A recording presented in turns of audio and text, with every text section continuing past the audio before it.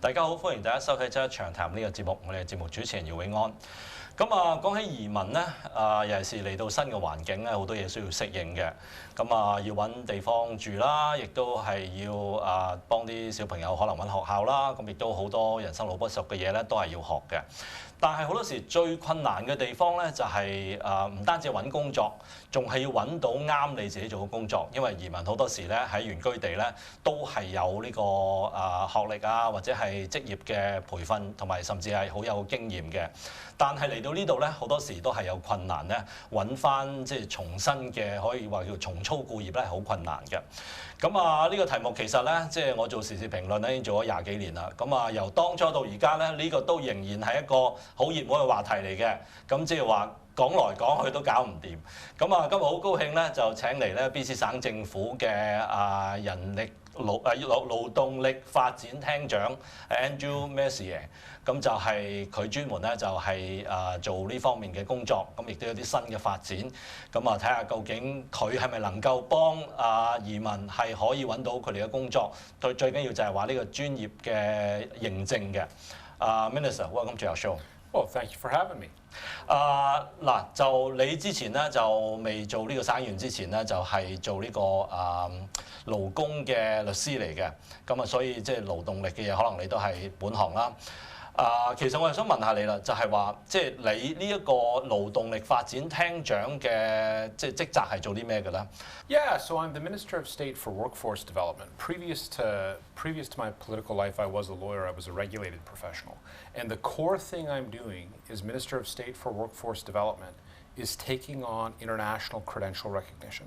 So we have, and it's not a secret to anyone, we have tons of folks here in British Columbia that have the skills and training for the jobs we need to fill, and a whole bunch of barriers in the way. So that's a challenge that I've been tasked with taking on by the Premier. So basically, your responsibility is about concentrating in the foreign credential recognition. Correct. Yeah. OK， 好啦，問佢啦，你個權責咧就真係主要咧就係做呢個海外資歷認證嘅。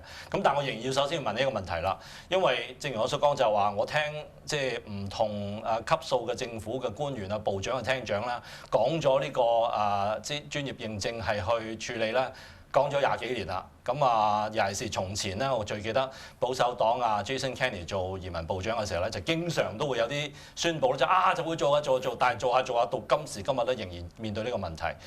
我想問下你啦，究竟其實呢個海外資歷認證係屬於聯邦政府啊，定係省嘅權責咧 Yeah, so it's on the whole, the professional regulators sit underneath provincial jurisdiction, and most of them, if you look at the Law Society, the College of Physicians, are under legislation, provincial legislation. However, immigration is a federal responsibility, and if you're a newcomer coming to Canada and coming to British Columbia, you experience it as one unified system, and it's a very broken system in a lot of ways. So we have a points system in Immigration Canada that tells folks, we want you to come here because we want your skills and we want your training. Yep. And then we don't tell folks, though, how difficult it is when they come here to get your credentials recognized. So there's a major disconnect there that we need to address, and we're going to do our part as the province to make sure that we're taking that on. OK， 哇，呢個好明顯啦，就係話即係你嚟移民嘅時候咧，就如果你係專業人士咧，就係有分嘅，就係特登係需要你嘅技術就嚟呢度。但係嚟到呢度咧，就發覺你嗰個技術咧就冇被承認嘅。而家就知道原來係呢個省政府嘅權責。所以今日揾你上嚟咧就非常之啱啦。我要問下你啦，譬如好簡單咁講，譬如話一個從前喺外國係做工程師、做醫生或者律師嘅，佢嚟到加拿大之後係點樣係可以做翻佢工作咧 Yeah, so we just came, or starting off in this file when I was appointed Minister of State for Workforce Development, I engaged in a range of engagements with internationally trained professionals, with the professional regulators, with immigrant serving organizations like Success and others, and as well with advocacy groups for internationally trained professionals. And what we learned throughout that process is that everyone agrees that the system, if you're coming with international credentials into professional regulation, does not work the way that we need it to. And we're really at a point, I think, right now as a society, there's a significant scope to address that and change that. But if you're an internationally trained professional now, like a lawyer, like a teacher, like a nurse or healthcare worker, there is an inordinate amount of unnecessary barriers that we're hearing are in the way. And those have cropped up for a variety of reasons. And what we need to do is we need to support people as they go through the journey. We just announced $1.5 million in funding to go to organizations to support internationally trained professionals. But we also need to make sure that we're addressing the unnecessary barriers. And I'll give you an example. I spoke to one internationally trained professional that had to wait 18 to 24 months for their application to be assessed. So not for their skills and competencies, just for their application to be assessed in terms of here's my educational background. Okay. For the regulator to go and check their educational background. And while they do that, they have to take an English test. And that English test they have to retake every 12 months. And I was speaking to this. So what profession is that? This was a nurse, and I was speaking to this. Okay. I was speaking to this internationally trained professional who has all the skills that we need here. And they're telling me, look, this is frankly insulting. Not only is this difficult, but you're making me re-qualify in English, a language I speak, and I've lived in the UK. And that's so an even example. A nurse from UK have to go for that. Well, this was a nurse from Hong Kong who had lived in the UK, but whose English was better than mine. And so, that's an example of a barrier that we need to address. And so after 24 months, would that be enough for the nurse to get back to? Well, and so this goes to when we talk about process barriers and barriers that are in the way, and we're building on work that we've already begun to do as government, that Adrian Dix has begun to take on as Minister of Health with the nursing profession, for example, which is the process that this nurse was going through was a federal process that we agreed to as a province in order to reduce wait times, but ended up creating a federal bureaucracy around applying for international credential recognition that added 2 years to your wait time before you go to be assessed. So we left that process. So the assess is another process. That would take how long? The which, sorry? No, you mean the assessing the skills. This assessment, it's an example of the way that bureaucracy and red tape has been built around the international credential process. So that with good intentions, yeah. But has ultimately harmed the applicant and I think the province and our society in terms of. But you're talking about the nurse union, or there is a government body who did that? This is a process set up through a pan-Canadian process set up through the College of Nurses across Canada. Every province has a College of Nurses, and they all agree on processes. And in order to make things quicker for licensure, they all agreed on a process. But that process is so badly backlogged that it adds a significant amount of time. So we left that process and just to set up our own provincial one. And that's cut the wait time for nurses by about 1.5 years to 2 years for internationally credentialed nurses to practice in British Columbia. 如果你咁講法嘅話，係咪講緊淨係 BC 省係減短呢個時間呢？ Well, what we can focus on is here in British Columbia. So what we've focused on is making sure that we have what's in our control to make sure that we're removing unnecessary barriers in British Columbia. And I think the language test and the requalification is one of them. And that is also one that comes with a significant expense to individuals. But I've heard many barriers from folks. And, I spoke to one engineer who's an internationally trained engineer, 30 years of experience in Iran. And he went through his assessment with the the Professional Organization for Engineers. And his competencies were all assessed, and his education was assessed. And they said, okay, you can be licensed. However, there's a requirement that you have work experience in engineering in Canada for 2 years before we'll give you the license. Well, that's a significant barrier because not only do you have to take supervised work at a lower rate of pay, you have to find an engineer who's willing to take you on to do that work. And that can be quite a barrier. And I'll never forget what he said to me. He said, my 30 years of experience in Iran counted for nothing in Canada, counted for zero. And that's an example of someone that was recruited through the Immigration and Refugee Canada process through the points system, who was told, we need engineers, come here, and then came to meet really an unworkable credential system. So we've come out of the past few months doing these engagements, and in the following weeks, we're going to release a What We Heard report on the engagement, identifying these barriers. We're examining that report right now. We're going to bring that out in the next few weeks, and we're looking at legislation this fall to give the government the power that we need in order to address some of this with the professional regulators. So how to address that? Yeah, well, I mean, I think it's clear that there's a few things that need to happen. I mean, one of them is, professional regulators have an important role in terms of protecting the public and ensuring that there are proper and appropriate standards and training standards in the public interest. But we need to make sure that that government has the tools necessary to ensure that those are working properly for people and not creating barriers to licensure. And not, sometimes there are some regulators that are fairly small, might have a staff of 3 or 4. We need to make sure at the same time that we're supporting international applicants, that we're supporting regulators where they're doing the right things. And we have a fund for that, the Credential Assessment Improvement Fund, which incentivizes regulators to look at programs to expedite international credential recognition. And additionally to that, we need to make sure that we have the tools through legislation, and that's going to come in the fall. Yeah， 因為其實好多時咧，我所知道嘅即係好多時即係資歷認證咧，就唔係政府做嘅，就係一啲self-regulatory，即係好似醫生啊、律師啊，佢自己有自己嘅工會係去處理同埋認證呢啲新嚟嘅人士，究竟佢合唔合呢個資格嘅？咁如果呢啲唔係政府嘅單位嘅話咧，咁其實佢可以唔使睬你政府，同埋仲有就係話有一個講法咧，就係話呢啲團體咧其實咧都唔係好想放咁多人入行嘅啫，因為如果放太多人入嚟咧，咁就變咗好多人搶佢哋嘅會員嘅工作啦，咁亦都係會令到佢哋人工咧就冇咁吃香。咁所以咧就亦都可能有一個咁嘅因素咧，就係話佢哋亦都好慢係去放一啲移民入嚟搶飯食嘅。咁我想問下你嘅睇法啦。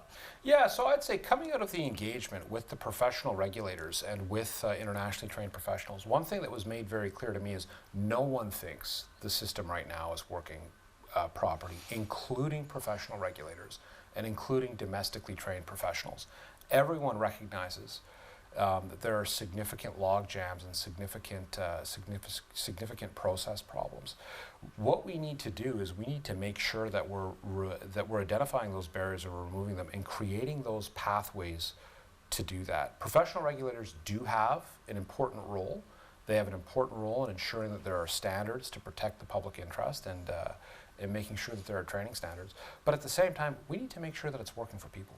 And we need to make sure that if you have the skills and you're in British Columbia, and all things being equal, you're qualified, that you're able to practice within your chosen profession. And we can't be in a situation where we're losing people and where we've got folks who are engineers or who are doctors or who are teachers or veterinarians who are working in jobs that are not in their fields, when those are highly in demand. And all things being equal, they've got the qualifications they need.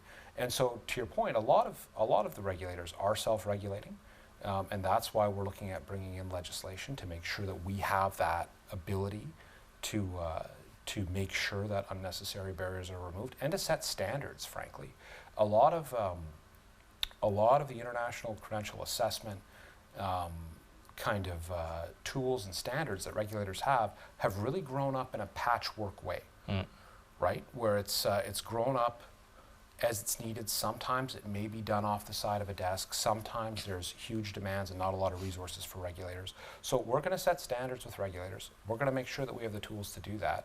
But we're also going to make sure that regulators have the support they need to meet those challenges, and that we're supporting the internationally trained professionals, which is part of what the $1.5 million that we've just announced for supporting internationally trained professionals is about. So that means that the fall legislation would mean that the government may bring out a stick. Well, what I'd say is stay tuned. We're looking at some pretty strong measures for the fall. Okay. But on the other hand, we also know and worry about the quality of foreign trained professionals. First of all, not all the nurses are coming from Hong Kong or UK. There are places that the education standard or the quality is not compatible to our system. And at the same time, there are countries who actually doesn't have good education, or even they have corruption or fake certification. So how are we going to deal with that? Yeah, so I think that's a pretty good question. And so what I'd say is a few things. So on the nursing front, we've made substantial gains in shortening the process and in supporting nurses to navigate through now. But I guess I'll address first the point about fraudulent credentials, which is that regulators have have an obligation to ascertain the truthfulness of a credential. That isn't the major backlog in the system. I mean, that does sometimes take time. There are processes set up and organizations that do that work that are fairly successful at it and have a lot of experience with it. The key for us as government, as we look at this, is setting aside the technical and competency requirements of regulated professions. There are a world of problems just in the process of getting certified as an international applicant. And so we're going to leave the decisions on the technical knowledge and competencies of a profession to the regulatory bodies. And that's fair enough, right? A doctor knows what the College of Physicians knows, what the scope of practice ought to be for a physician. However, if you are in that scope of practice, or say engineering, for example, if you're in the scope of practice for engineering and you have the qualification, when you come here and you go to get certified, there are a number of process barriers, everything from language recency requirements to Canadian work experience, there are some regulators that don't keep data on how many international applicants that they have and how long it takes and how successful they are to even say to government, these are the issues that we have. So there's a lot of process barriers that need to be resolved, and basic fairness barriers, because this is really an issue about fairness at the end of the day. I think we talk about it a lot in economic terms, but it's about people and people's lives. And so we're going to be taking pretty significant action there. 但係我都仍然覺得好奇怪，即係因為資歷認證尤其是移民社群咧，真係講咗好耐，亦都真係好多個問題。即係甚至乎你話好似護士咁樣啦，即係我知道有一間華人嘅老人院爭啲係要閂門，因為佢揾唔到即係護士係去喺嗰度做嘢嘅。但係我真係好想問下你，點解咁多年咧，即係三級政府或者好多即係部長廳長講就講咗好多，但係乜都做唔到咧？即係究竟真正嗰個問題係喺邊度咧 ？Yeah, I mean, I think what it is right now is we're at a. So I would say a few things. So the actions that we're taking now, that we're going to be taking in the fall, build on a continuum of actions we've been taking since 2017, and that's everything from tripling the amount of practice-ready assessment spots in the College of Physicians. So we've tripled the amount of fast-track spots for internationally trained doctors, as well as shortening the period of time for an internationally credentialed nurse and an internationally educated nurse, and speeding up that credential process while also giving supports to nurses. So we've been doing some significant work on that as part of our health human resources strategy. But the reality of it is we need to take some pretty strong action, and that's what we're going to be doing. And so we've been engaging in the past couple of months with community on that, and you're going to see some pretty big moves coming in the fall. 你頭先提過就係話，即係會撥款俾個組織，就係協助呢啲監管嘅組織啦。咁我相信呢個組織就係叫 ASPEC 啦。咁其實即係呢一個撥款俾呢個組織係可以實際幫到啲咩嘅咧 ？Yeah, so we've been building a continuum of supports over the past several years, and so we started, looking at in terms of health professionals, physicians and nurses, et cetera, which is some announcements you will have seen, like $2 million to help nurses navigate. But So it's not just 1.5 million. Well, so the 1.5 million is on top of several funding pieces that have come into because place. 1.5 actually is not a lot of money. I have to tell you. I think it's a targeted fund that's aimed at funding. So that's aimed at funding organizations that work with internationally trained professionals, and it's open to temporary residents. And that's a key point because we fund through government a program called the Skilled Immigrant Career Pathways for Skilled Immigrants. And that goes to fund several international credential projects. The federal government as well funds several international credential projects, most of which are limited to PR. But we know in British Columbia last year, we had 150 million people come to BC. 150,000 people come to BC. Last year alone, in 2022, many of them are temporary residents, many of them are going to stay on and become permanent residents, and many of them have international credentials. And so their international credential journey functionally starts now. And so this 1.5 million is given to Aspect, which is an umbrella organization for immigrant settlement organizations. And it can be applied to by nonprofits who are putting on, it might be courses to support internationally credentialed applicants in a variety of ways, given what their profession is, direct supports as well, and there's a whole range of opportunity for that. But the goal was, and the key there was to, as we look to the fall, and as we look to bringing in legislation in the fall, we know we still need to address things right now. So it's to make sure that we can hit the ground running and make sure that we're getting that money to organizations that serve both permanent and temporary residents with international credentials now. OK，咁其實就 BC 省政府亦都最近宣布咗一個新嘅大嘅計劃，更加大嘅計劃咧，叫做 Stronger BC Future Ready Action Plan。咁其實你可唔可以同我講下究竟呢一個即係行動計劃係咩嚟嘅咧 ？Yeah, the Future Ready Action Plan, the Stronger BC Future Ready Action Plan, is a skills and training initiative to address workforce in British Columbia. It's overall, and it encompasses the whole of government. It's a $480 million plan that looks at everything from international credentials to training cooks and welders, and as well as tech seats and healthcare and health human resources. But international credential recognition and international credential legislation is a core part of that plan. And I just like to say we talk about international credential recognition often as an economic measure, and we talk about the economic and the workforce impact of it. But I think we can't lose sight of the fact that it is an issue about basic human fairness. From my perspective, it is a social justice issue about not denying people access to using the skills that they have.